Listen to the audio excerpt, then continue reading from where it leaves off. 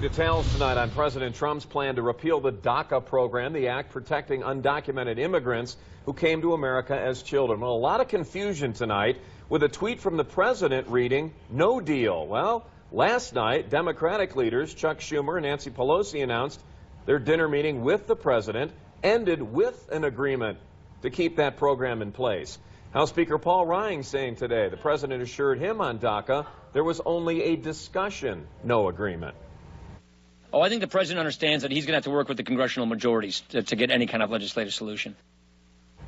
Now, when the president canceled DACA last week, he gave Congress 6 months to come up with something better.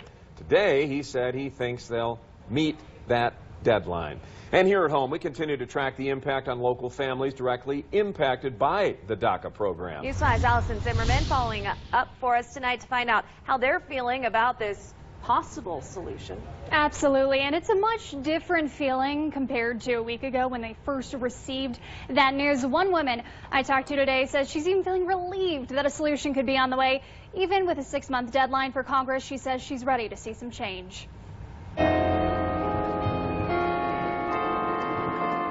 As the bell rings at UCCS, Nida Benitez is trying to figure out a common problem most college students deal with. That exact time, unless I have class or another. Between studying, leading several student organizations, and working, Nida has a lot to put down in her planner. Oh, that's so cool. Every day she just kind of blows me away.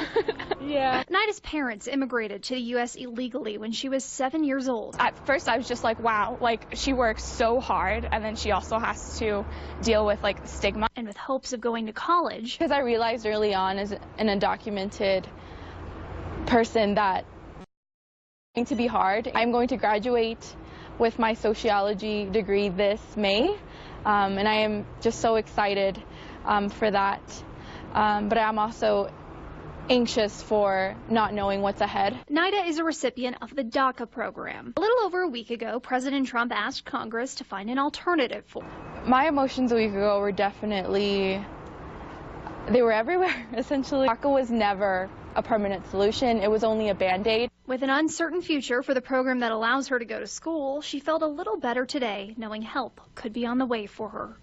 I am keeping aware that it is not, again, an agreement. It is just a possibility. But she wants to see more done. Why wait 6 months? We need to start the push now.